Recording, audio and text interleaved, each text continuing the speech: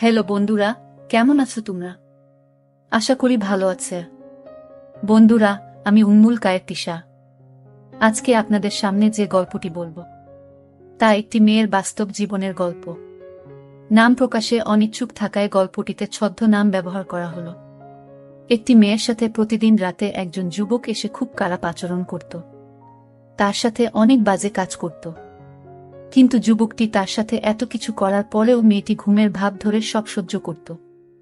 মেয়েটি কিচ্ছু বলতে পারত না। মেয়েটি তার হাতে বশ হয়ে যেত যতক্ষণ ছেলেটি খারাপ কাজে লিপ্ত থাকত। যুবক ছেলেটি কি এমন করত যার কারণে মেয়েটির সবকিছু লুটে নেওয়ার পরেও তাকে কিচ্ছু বলতো না? জানতে হলে পুরো গল্পটি শোনার অনুরোধ রইল। তাহলে চলুন বন্ধুরা, গল্পটি শুরু করি। তবে গল্পটি শুরু করার পূর্বে তোমাদের নিকট আমার বিশেষ অনুরোধ, তোমরা অবশ্যই আমার চ্যানেলটি সাবস্ক্রাইব করে আমাকে সাপোর্ট করবা। প্রতিদিন রাতে হাসিবা রুমে অদ্ভুত শব্দ করে। শব্দগুলো বিশেষ ব্যথা পেয়ে করে অথবা অন্য কোনো গোপনীয় কারণে করতে পারে। কারণ গোপন শব্দ শুনলেই বোঝা যায়। আবার কাকে যেন বলে খুব বেশি হয়ে যাচ্ছে। আর মেয়ের এই অদ্ভুত শব্দ আর কান্না হাসিবার মা বাবা প্রতিদিন তার রুম থেকেই শুনতে পাই। আসলে অদ্ভুত শব্দটি আর কথাগুলো হাসিবা বিবাহিত হলে চিন্তার বিষয় ছিল না তার মা বাবার জন্য। হাসিবা অবিবাহিত মেয়ে, কলেজ পড়ে। মা বাবার রুমের থেকে একটু দূরত্বে হাসিবার রুম। তবে একটু জোরে কথা বললে বা শব্দ করলে হাসিবার মা বাবার রুমে শুনতে পাওয়া যায়। হাসিবার মা খুব চিন্তিত। কারণ হাসিবা কি তাদের চোখের আড়ালে বাসায় ছেলে নিয়ে কোনো খারাপ কাজে লিপ্ত হচ্ছে কি না, তা আবার আমাদের নিজেদের বাসায়। এরকম চিন্তা করতে করতে হাসিবার মা বাবার মন খারাপ হয়ে যায়। হাসিবার মা আজ রাতে না ঘুমিয়ে হাসিবার রুমের সামনে পাহারা দিচ্ছে। কিন্তু রাত গভীর হতেই কোনো এক অজানা কাজে মেতে উঠল হাসিবা। হাসিবার মা খুরশিদা খুব চিন্তায় পড়ে যায়। হাসিবাকে এই সব কথা সম্পর্কে লিপ্ত হওয়া নিয়ে জিজ্ঞেস করে কোনো লাভ হয়নি। খুরশিদা বেগম বলেছিল, হাসিবা, তুই কি আমাদের চোখ ফাঁকি দিয়ে বাসায় তোর কোনো ছেলে বন্ধুকে নিয়ে আসিস, আর প্রতিদিন রাতে আমাদের চোখ ফাঁকি দিয়ে খারাপ কাজ করছ? হাসিবা বলে, মা তুমি এসব কি বলছো? আমি কারোর সাথে প্রেম অবধি করি নাই, আর খারাপ কাজে লিপ্ত হওয়া তো দূরের কথা। আর যদি এমন কিছু হতো তাহলে সহস্র জায়গা আছে, ওইখানে যেতাম। তোমাদের সাথে এক ঘরে থেকে এমন কিছু কল্পনাই করতে পারি না। খুরশিদা বেগম মেয়েকে অবিশ্বাস করেনি। কারণ সে যা বলছে সব ঠিক কথাই। মেয়ে তো এমন কিছু চাইলে ঘরের বাইরে অনায়াসে করতে পারত। তাহলে কি হয় প্রতি রাতে হাসিবার ঘরে? মেয়ের উপর বিশ্বাস থাকলেও সন্দেহ যেন একটু রয়েই যায়। তাই খুরশিদা আজ রাতে মেয়ের রুমে লুকিয়ে থাকবে বলে সিদ্ধান্ত নিল। সন্তানের ভালো মন্দ দেখা মা বাবার কর্তব্য। আর খারাপ কিছু করে থাকলে শাস্তি দিতে হয়। তা না হলে জীবনে এমন ভুল বারবার করার সম্ভাবনা থাকে। তাই খুরশিদা বেগম একদিন রাতে চুরি করে হাসিবার খাটের নিচে লুকিয়ে পড়ে। আজ রাতে দেখবে কি হয়। এই রুমে তার মেয়ের সাথে, তাদের চোখের আড়ালে। এগুলো ভাবতে থাকে আর অপেক্ষা করতে থাকে। এইভাবে অনেক সময় চলে গেল। আর রাত গভীর হতে থাকে। তখন খুরশিদা দেখল উজ্জ্বল একটা লালচে বৃত্তাকার কি যেন হাসিবার রুমে প্রবেশ করেছে জানালার ছিদ্র দিয়ে। এই লালচে বৃত্তটির উজ্জ্বলতা আস্তে আস্তে বেশি হতে লাগল। আর বৃত্তের আকার ও বড় হতে লাগল। আর এটা যেন লালচে রঙের কোনো বৃত্ত নয়, এই যেন আগুনের তৈরি একটা বৃত্ত। খুরশিদা স্পষ্ট দেখতে পেল না। তবুও মেয়ের জন্য তার কষ্ট হলেও দেখার চেষ্টা করছে। আসলে সন্তানের জন্য মা বাবা সবকিছু করতে পারে। অবশেষে অস্পষ্টভাবে দেখল লালচে বৃত্তাকার জিনিসটা একটা সুদর্শন যুবকে রূপান্তর হয়ে যায়। খুরশিদার চোখ জ্বলে উঠে। আর সম্ভব হচ্ছে না তাকিয়ে থাকা। চোখ বন্ধ হয়ে আসছে। সাথে সাথে ঘুম চলে আসে। খুরশিদা গভীর ঘুমে মগ্ন। বেশ কিছু সময় পর খুরশিদার ঘুম ভেঙে গেল। আর দেখে ঘুম ঘুম ভাব অবস্থায় হাসিবা বাথরুমে গিয়ে গোসল করে। তবে হাসিবা গোসল করার সময় পানি পড়ার কোনো শব্দ হয় নাই। খুরশিদা বেগম আরো অবাক হয়ে যায় যখন দেখে ঘুম ঘুম ভাব অবস্থায় হাসিবা বাথরুম থেকে বেরিয়ে পড়ে। আর সেইম কাপড় পরে বেরিয়ে আসে। যে কাপড় পরে ঘুমিয়েছিল এই কাপড় পরে আবার বাথরুম থেকে বেরিয়ে পড়ে। তাহলে ভেজা কাপড়গুলো কই? আর চুল ও শুকনো কেন? খুরশিদার মাথায় আর কাজ করছে না। একসময় সেন্সলেস হয়ে পড়ে। সকালে সূর্যের প্রথম কিরণে তার ঘুম ভেঙে গেল। আর দেখে হাসিবা ঘুমাচ্ছে। খুব সাবধানে লুকিয়ে হাসিবার রুম থেকে বেরিয়ে আসে। হাসিবার বাবা রতনকে ঘুম থেকে জাগিয়ে তোলে আর বলে, অফিসে যাবে না? রেডি হয়ে নাও। কিন্তু খুরশিদা কাল রাতে কি হলো কিছুই তো বললা না। খুরশিদা বেগম বলে, বলবো, আগে অফিস থেকে আসো। খুরশিদা বেগম হাসিবাকে ডেকে দেয়। হাসিবা, মা উঠো। হাসিবা বলে, মা আর একটু ঘুমাই, কেন জানি সমস্ত শরীর ব্যথা করছে। খুরশিদা বেগম কিছু না বলে রুম থেকে বেরিয়ে আসে। রান্না করে আর নাস্তা করতে হাসিবা আর রতন মানে তার বাবাকে ডাকে। রতন সাহেব নাস্তা করে অফিসে চলে গেল আর হাসিবা নাস্তা করে কলেজ যাবে বলে রেডি হতে লাগল। খুরশিদা বলে, কলেজে আজ যেতে হবে না। হাসিবা বলে, কেন মা? তখন হঠাৎ খুরশিদা বেগম তার মেয়ে হাসিবাকে 2টা ওষুধ খেতে দিল। হাসিবা বলে, মা এগুলো কিসের ওষুধ? খুরশিদা বলে, একটা পেইন কিলার আর অন্যটা জ্বরের। হাসিবা বলে, আমার তো শুধু শরীর ব্যথা, এগুলো কি অবশ্যই খেতে হবে? খুরশিদা বলে, অবশ্যই খেতে হবে। খুরশিদা বেগম মনে মনে বলছে, শরীমা, তোকে মিথ্যা বললাম, একটা পেইন কিলার আর অন্যটা তোর নিরাপত্তার। আর মা, তুই জানিসই না, কিন্তু আমি তো জানি তোর সাথে প্রতিদিন কেউ খারাপ কিছু করে। কিন্তু কে সে? মা, তুই আমাকে কি সত্য কথাটা বলবি? আর তাই আমি চাই না কোনো অঘটন ঘটুক আর অনাকাঙ্ক্ষিতভাবে তোর অবস্থা খারাপ হয়ে যায়। তোর যদি কিছু হয়ে যায় তাহলে আমরা পরিচয় দিব কিভাবে? কি পরিচয়ে বড় হবে সন্তান? অবশ্য নিজের মেয়ে মা হওয়ার চেয়ে খুশির খবর আর কোনো কিছু হয়তো পৃথিবীতে হয় না। কিন্তু মা, তুই নিজেও জানিস না তোর সাথে কি হয়, আর আমিও বুঝতে পারছি না এগুলো কেমনে সম্ভব, তাই মিথ্যা বললাম। খুরশিদা এগুলো ভাবতে ভাবতে হাসিবা রুম থেকে বেরিয়ে আসে আর হাসিবা ওষুধ খেয়ে গাটা এলিয়ে দেয় আর রাজ্যের ঘুম তার চোখে চলে আসে। বিকালে রতন সাহেব বাসায় ফিরে ফ্রেশ হয়ে যায় আর কফি খেতে বসে বেলকনিতে। আর খুরশিদা বেগম সব বলছে কাল রাতে তাদের মেয়ের সাথে কি হয়েছিল। রতন সাহেব বেশ কিছুক্ষণ চিন্তা করে বলে, চলো তোমাদের নিয়ে একটু দেশের বাড়ি যাব। খুরশিদা বেগম বলে, হাসিবার কলেজ? রতন সাহেব বলে, মেয়ে থাকলেই তো কলেজ যাবে। মেয়ের ভালো চাও তো ওকে রাজি করিয়ে রেডি হয়ে যাও তাড়াতাড়ি। খুরশিদা অনেক কষ্টে হাসিবাকে রাজি করালো। বিনিময়ে হাসিবা 3000 টাকা বকশিশ নেই। হাসিবা অনেক খুশি টাকা পেয়ে আরও ঘুরতে যাবে। রাত 8টায় গ্রামে পৌঁছে যায়। তবে রতন সাহেব এক মুহূর্ত দেরি না করে হাসিবা আর তার মাকে নিয়ে গেল কাদের মিয়ার কাছে। কাদের মিয়া রতন সাহেবের কলেজ ফ্রেন্ড, প্যারানর্মাল ব্যাপারে কাজ করে, গ্রামে থাকে বলে তার কাছে গ্রামে আসা। আর তার সহকারী হচ্ছে হানিফ হুজুর, খুব নাম করা একজন হুজুর। রতন সাহেবের সাথে হানিফ হুজুরের পরিচয় কাদের মিয়ার মাধ্যমে। রতন সাহেব খুরশিদার কাছ থেকে যা শুনল তা থেকে বুঝে গেছে কাদের মিয়া আর হানিফ হুজুর ছাড়া কেউ এই সমস্যার সমাধান করতে পারবে না, কারণ তারা অনেক নাম করা আধ্যাত্মিক সাধক। রতন সাহেব, খুরশিদা বেগম, হাসিবা বসে আছে কাদের মিয়ার সামনে। কাদের মিয়া বলে, মা, হাসিবা কেমন আছো? তুমি বাসার ভিতরে যাও, আমি তোমার আম্মু আব্বুর সাথে কিছু জরুরি কথা আছে, ওগুলো নিয়ে আলোচনা করব। আর হ্যাঁ, বাসার ভিতরে তোমার রেনু আন্টি আছে, কি যেন রান্না করছে, যাও গিয়ে তোমার রেনু আন্টির সাথে গল্প করো। কাদের মিয়া তাদের পাশের ফ্ল্যাট থেকে হানিফ হুজুরকে ডেকে আনে। অবশ্য রতন সাহেব কাদের মিয়াকে আগে বলে রেখেছে তার পুরো পরিবার কাদের মিয়ার বাসায় রাতে থাকবে। কাদের মিয়া জানে কোনো জরুরি ব্যাপারে রতন আসছে, কারণ এখন অফিসে রতনের কোনো ছুটি নেই। বেড়াতে আসলে ছুটি পেলে আসত, আর গ্রামে এসে তড়িঘড়ি করে তার বাসায় চলে আসে। তাই কাদের মিয়ার মনে হচ্ছে ব্যাপারটা মারাত্মক কিছু হবে। তাই কাদের মিয়া সময় নষ্ট না করে মূল কথার প্রসঙ্গে চলে আসে। অবশেষে খুরশিদা বেগম, রতন সাহেব, কাদের মিয়া আর হানিফ হুজুর মিলে বসে আছে, আর খুরশিদা বেগম সব বলছে। কাদের মিয়া আর হুজুর সব মনোযোগ দিয়ে শুনেছে সবকিছু।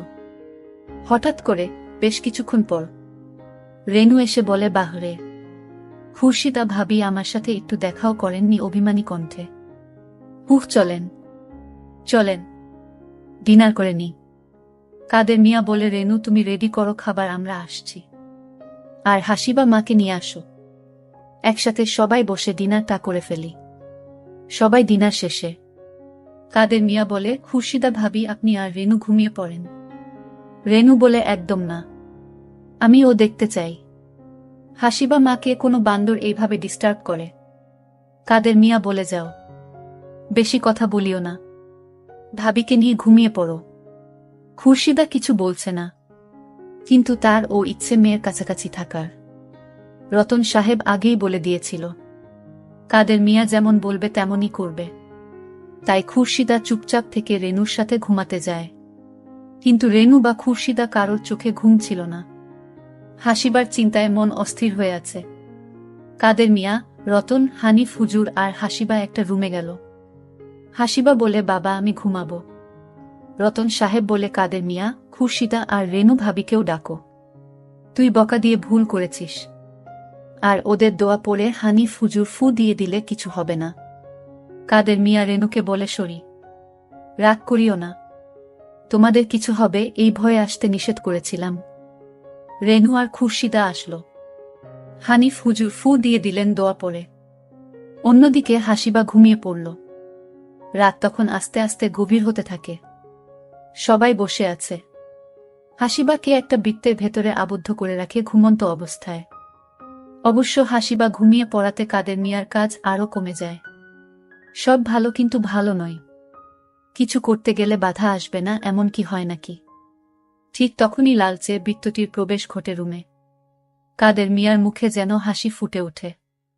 সে মনে করেছে যে সে নিমিষেই লালচে বৃত্তটিকে নিজের অধীনে আনতে পারবে। কিন্তু একটু পর হাসি মুখটা যেন নিমিষেই কালো হয়ে গেছে। লালচে বৃত্তটির তীব্রতা অনেক বেশি, যার ফলে কাদের মিয়া, রেনু, খুরশিদা, হানিফ, হুজুর, রতন সবারই তাকিয়ে থাকতে কষ্ট হচ্ছে। এক পর্যায়ে তাদের সবার চোখ জোড়া জ্বলতে শুরু করে। আর যার ফলে সবাই চোখের জ্বালা সহ্য করতে না পেরে সেন্সলেস হয়ে যায়। রাত যখন শেষের পথে সবার প্রথমে কাদের মিয়ার চোখ খোলে। তখনই দেখে হাসিবা ঘুমাচ্ছে, তবে তারা যে বৃত্তের ভেতরে হাসিবাকে আবদ্ধ করে রেখেছিল সেই বৃত্তের অস্তিত্ব আর নেই। তাহলে তাদের সবার চোখের আড়ালে আবার সেই এসে তার কাজ করে চলে যায়। অথচ হাসিবা বেচারি কিছুই জানে না। কিন্তু হাসিবাকে দেখে একদম বোঝা সম্ভব হচ্ছে না যে তার সাথে কেউ কাল রাতে অবিশ্বাস্য কিছু করেছে। অথচ মেয়েটি যেভাবে ঘুমিয়েছিল ঠিক একইভাবে এখনো শুয়ে আছে। কাদের মিয়া যেন আর কিছু ভাবতেই পারছে না। এর কিছু সময় পর সবাই জেগে ওঠে।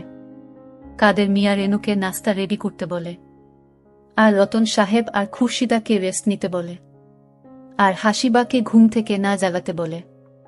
আর কাদের মিয়া বলে, হানিফ, হুজুর আসেন, আমাদের ওয়ার্কিং রুমে যাই, খুব গুরুত্বপূর্ণ কাজ করতে হবে। কাদের মিয়া আর হানিফ, হুজুর এখন বসে আছে একটা অন্ধকার রুমে, যেটা তাদের কাজ করার রুম। তারা ধ্যান করছে। কাদের মিয়া বিড় করে মন্ত্র উচ্চারণ করেছে, আর হানিফ, হুজুর কুরআন শরীফ পড়ে তার অনুগত জিনকে ডাক দিচ্ছে।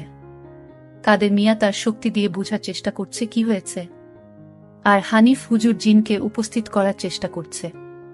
অতঃপর হানিফ, হুজুরের জিন হাজির হয়। আর হানিফ, হুজুর জিজ্ঞেস করল, হাসিবার সাথে এমন কেন হচ্ছে? আর কি হচ্ছে? আর আমরা কিছু করতে পারছি না কেন?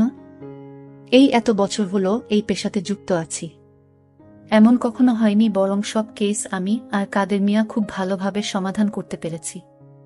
তাহলে হাসিবার কেসের ক্ষেত্রে এমন হচ্ছে কেন? জিন বলে, হুজুর মাপ চাই, আমি কিছু বলতে পারবো না, তবে আমি জানি কি হয়, কে করছে এসব, তবুও বলতে পারবো না। যদি আমি মুখ খুলে ফেলি, জিন রাজ্যে প্রবেশ বন্ধ হয়ে যাবে আমার জন্য। হানিফ, হুজুর বলে, তুইও এমন করলে আমরা হাসিবাকে কেমনে বাঁচাবো? জিন বলে, হুজুর গোস্তাকি মাফ করবেন, আমি আজ আসি। হানিফ, হুজুর জিন যাওয়ার পর আরো বেশ কয়েকবার ডাকলো তাকে, কিন্তু জিন কোনো সাড়া দিল না। হানিফ, হুজুর চিন্তায় পড়ে যায়। কি করবে তারা এখন? রতন অনেক আশা নিয়ে সাহায্য চাইল, কিন্তু তারা কি না কিছুই করতে পারছে না। কাদের মিয়া বলে, হানিফ, হুজুর আমি কিছু তথ্য সংগ্রহ করতে পেরেছি, আমি কিছু দেখতে পাচ্ছি। কাদের মিয়া চোখ জোড়া বন্ধ অবস্থায় এসব বলছে। হানিফ হুজুরের মুখে যেন হাসি ফুটে উঠেছে। কাদের মিয়া বলে যে হাসিবার সাথে খারাপ কাজে লিপ্ত হচ্ছে। সে খুব শক্তিশালী, আর সে হচ্ছে জিন রাজ্যের রাজার একমাত্র ছেলে জিন্নাত যিশু, আর তার কাছে জিন রাজা আর রানীর উভয় শক্তি আছে, যার ফলে সে সবকিছু করতে পারে। হানিফ হুজুর, আমি আর কিছু তথ্য দেখতে পাচ্ছি, কিন্তু মুখ খুলে বলতে পাচ্ছি না। এমন কেন হচ্ছে? আর আমার শরীর অবশ হয়ে যাচ্ছে। তখনই কাদের মিয়া সেন্সলেস হয়ে পড়ে যায়। হানিফ হুজুর কাদের মিয়াকে কোলে করে ড্রয়িং রুমে নিয়ে গেল আর সবাইকে ডাক দিল। এভাবে কাদের মিয়ার নিথর শরীরটা বেশ কিছুক্ষণ পড়েছিল। গ্রামে ডাক্তারও তেমন নেই, কিন্তু আরও কিছু সময় পর কাদের মিয়া একটু সুস্থ হয়ে উঠল। হানিফ হুজুর এখন বুঝতে পারছে, এই কারণে তার জিন তাকে কিছু বলতে নারাজ ছিল। কাদের মিয়ার এই অবস্থা না জানি জিনের কি হতো, আর এই জন্য হয়তো পরে বেশ কয়েকবার ডেকেও সাড়া দিল না জিনটা। কাদের মিয়া বলে, হানিফ হুজুর, এ কাজে সাহায্য লাগবে, খুব জটিল একটা কাজ। আমি আর আপনি একা কিছু করতে গেলে প্রাণ যাবে নিশ্চিত। হানিফ হুজুর বলে, কার থেকে সাহায্য নিবে? কে করবে সাহায্য? কাদের মিয়া বলে, মনে আছে আমার দুইটা বান্ধবীর কথা বলছিলাম, সেতু আর ঋতু, আর একটা বন্ধু কবির। হানিফ হুজুর বলে, আরে মনে আছে, কিন্তু ওদের এমন কি শক্তি আছে যে আমাদের সাহায্য করতে পারবে? কাদের মিয়া বলে, ওদের শক্তি আছে, শুধু আমি জানি, তবে কাউকে বলতে না করেছিল। এখন এই পরিস্থিতিতে না বলে পারলাম না। শুনেন তাহলে, ওদের তিনজনের মধ্যে কি শক্তি আছে? 1. সেতুর কাছে প্যারানরমাল জিনিসের অবস্থান কোথায় তা চোখ জোড়া বন্ধ করতেই দেখার ক্ষমতা আছে। 2. ঋতু এর কাছে জিন রাজ্যের সাথে যোগাযোগ করার ক্ষমতা আছে, আর সে জিন রাজার বিশেষ অতিথি। 3. কবিরের কাছে একটা স্ফটিক আছে, যার দ্বারা অতীত দেখা যায়। রতন সাহেব রীতিমতো আশ্চর্য। একসাথে তাদের সাথে ভার্সিটি শেষ করেও এই বিষয়ে একদম অবগত ছিল না, আর রেনু তো একদম নীরব হয়ে আছে। এটা শুনে হানিফ হুজুর বলে, আর দেরি না করে ওদের ডেকে আনো। কালকে সেই জিন রাজার পুত্র অনেক রেগেছিল, তাই লালচে বৃত্তটির রশ্মি বেশি ছিল। আমি যতটুকু বুঝতে পারলাম, সে রাগের মাথায় হাসি বা মার ক্ষতি করতে পারে। কাদের মিয়া বলে, আমি ওদের সকাল 8টার দিকে কল দিব, তার আগে চলো সবাই কিছু খেয়ে নিই। আর রেনু হাসিবাকে একটু ডেকে আনো, একসাথে নাস্তা করে একটু গল্প করি সবাই, মনটা একটু ভালো হবে। বিকাল 4টার দিকে দরজার মধ্যে কে যেন কড়া নাড়ে। কাদের মিয়া দরজা খুলে দেখে কবির, ঋতু, সেতু হাজির। সবাই মিলে রাতের খাবার শেষ করে কাজে নেমে যায়। তবে আজ হাসিবাকে আবদ্ধ করে রাখা হয় হানিফ হুজুরের নামাজ আদায় করার ঘরে। আর সামনের জায়গায় 3টি বৃত্ত, একটাতে আছে রতন সাহেব, খুরশিদা বেগম, রেনু। অন্যটিতে আছে কাদের মিয়া, হানিফ হুজুর, ঋতু, কবির, সেতু। আর অন্যটি খালি রাখা হয়েছে। ঘরের প্রত্যেক কোনায় কোনায় দোয়ার পানি দিয়ে সুরক্ষিত করা হলো, যাতে কাউকে কোনোভাবে ক্ষতি করতে না পারে, আর ঘরের কোনো কোনায় যাতে লুকিয়ে না থাকে। কিন্তু খালি বৃত্তটিতে দোয়ার পানি দেয়নি, কারণ প্যারানরমাল যে কোনো কিছু এসে ওইটাতে অবস্থান করতে পারে। কবির বলে, আগে একটু অতীতে গিয়ে দেখে আসি এই দুষ্ট শক্তি জিনের রাজার পুত্রের দুর্বলতাটা কোথায়। জিন্নাত যিশুকে মানে জিনের রাজার ছেলেকে এখানে আনা সম্ভব হবে না। কাদের মিয়া তার আধ্যাত্মিক শক্তি দিয়ে দেখে একটা খুব সুন্দর মেয়ে, সম্ভাব্য জিনের বাদশার ছেলের চেয়ে বয়সে 3 থেকে 4 বছরের ছোট হবে। কবির বলে, এটা হলো জিন্নাত যিশু এর বোন, আর জিন্নাত যিশু হলো জিনের বাদশার ছেলে। আর জিন্নাত যিশুর সবচেয়ে বড় দুর্বলতা হলো তার ছোট বোন নাম হচ্ছে জিন্নি। ঋতু আর সেতু আবার খেয়াল করে দেখে, আরে এই মেয়েকে কলেজে দেখেছিলাম, ইন্টারমিডিয়েট। এই মেয়েটি বিজ্ঞান বিভাগের ছাত্রী ছিল। রেনু বলে, আরে একই কাণ্ড, জিনও দেখি মানুষের লগে পড়ালেখা করা শুরু করছে। কাদের মিয়া বলে, তাহলে এখন আমরা জেনে গেছি জিন্নাত যিশুকে আমাদের কাছে আনতে হলে তার প্রাণের প্রিয় বোন জিন্নিই যথেষ্ট। সেতু, শোনো, কবির এর কাজ কমপ্লিট, এবার কিন্তু সেতু তোর পালা। সেতু বলে, ওকে লিডার। কাদের মিয়া বলে, ভালো করে দেখো, শালার জিন্নাত যিশু আশেপাশে আছে নাকি। সে তো চোখ জোড়া বন্ধ করতেই দেখার চেষ্টা করছে আশেপাশে অশরীর বা প্যারানর্মাল কিছু আছে নাকি। সে তো হঠাৎ দেখতে পেল কেউ একজন খুব চেষ্টা করছে ঘরের ভেতর প্রবেশ করার, কিন্তু সে আগন্তুক চাইছে না সে সাজিয়ে রাখা বৃত্তে তার প্রবেশ হোক। অন্যদিকে এদের সবার কাণ্ড দেখতে দেখতে হাসিবা ঘুমিয়ে পড়ল। খুরশিদা বেগম বলে, হাসিবা, এই হাসিবা, ঘুমাই গেলি নাকি? সারাদিন শুধু ঘুম আর ঘুম। আমরা আছি তোর চিন্তায়, আর তুই পরে পরে ঘুমাচ্ছিস। তুরে তো ঘুমের মধ্যে পানিতে ফেলে দিলেও তুই জানবি না। রতন সাহেব বলে, আহ খুরশিদা, মেয়েটাকে কেন বকাবকি করছ? হাসিবা, মা তুই ঘুমিয়ে পড়ো। তোর মার স্বভাবই এমন, জানোস তো, সারাদিন খালি বকবক করা। তুমি যে বলছো পানিতে ফেলে দিলেও হাসিবা জানতে পারবে না। ওর সাথে এর চেয়ে মারাত্মক কিছু হয়েছিল এবং হচ্ছে, সে তো তারও কিছু জানে না। না জানি আমার কোনো পাপের শাস্তি আল্লাহ এইভাবে আমার আদরের মেয়েকে দিচ্ছে। কথায় আছে, মা বাবা কোনো দোষ করলে নাকি তার প্রভাব সন্তানের উপর পড়ে।